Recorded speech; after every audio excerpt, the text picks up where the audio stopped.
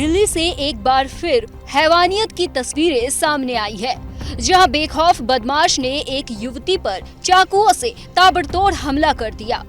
ये तस्वीरें हमने इसलिए धुंधली कर दी है क्योंकि ये बेहद विचलित करने वाली है।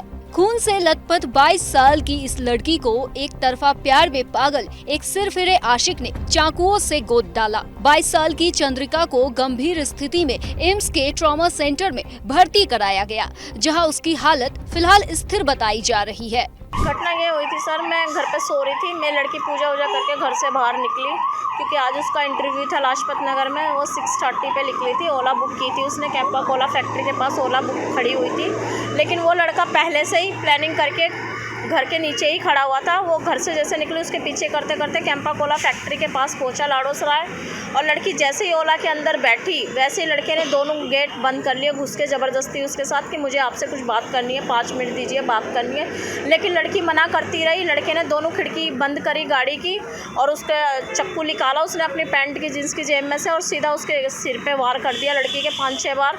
और लड़की बहुत सीरियस है। उसने मेरे पास कांटेक्ट भी किया था कि मम्मी मैं मर गई।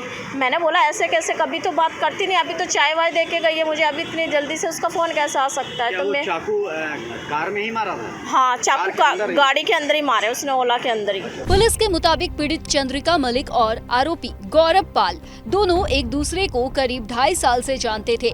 दोनों एक ही कंपनी में काम करते थे और पिछले कुछ सालों से रिलेशनशिप में थे।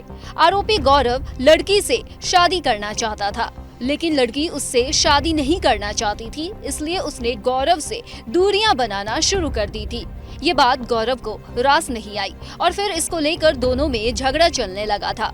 गुरुवार को सुबह करीब 6 बजे लाड़ोसराय इलाके में दोनों की मुलाकात हुई। इसी बीच दोनों के बीच कहासुनी होने लगी, जिसके बाद लड़की टैक्सी में बैठकर वहां से जाने लगी। तभी आरोपी ने उस पर चाकू से ताबड़तोड़ हमला कर दिया। वहीं कैब ड्राइवर ने तुरंत आसपास मौजूद लोगों की मदद से आरोपी गौरव को पकड़ लिया और कैब ड्राइवर ने ही पुलिस को फोन कर घटना की सूचना दी। जब तक पुलिस मौके पर पहुंच नहीं गई, तब तक कैब ड्राइवर ने आरोपी को पकड़े रखा और फिर मौके पर पहुंची पुलिस ने आरोपी को अरेस्ट कर लिया। वहीं फिलहाल लड़की की हालत खतरे से बाहर बताई जा रही है, लेकिन लड़की के परिवार ने इस वारदात के बाद पुलिस को भी कटघरे में खड़ा कर दिया है। उनका कहना है कि करीब 1 महीने पहले लड़की के परिवार ने पुलिस से आरोपी की शिकायत की थी। बावजूद इसके पुलिस ने कोई कार्रवाई नहीं की थी।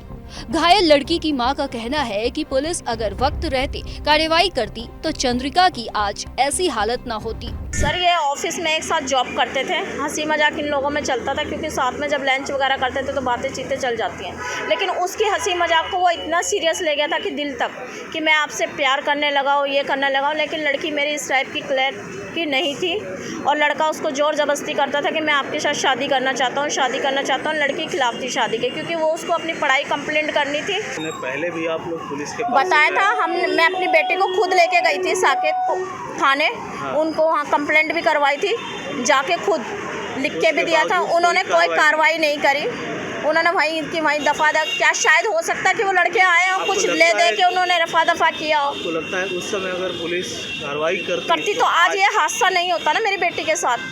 महिलाएं दिल्ली की सुरक्षित है नहीं, आज मेरी बेटी के साथ, कल किसी और की बेटी के साथ, क्योंकि लड़कियों को कभी कभी ऑफिस में लेट भी हो जाता है। पीड़िता के परिवार वालों के इस आरोप के जवाब में पुलिस का कहना है कि 1 महीने पहले दोनों के बीच पैसों को लेकर विवाद हुआ था।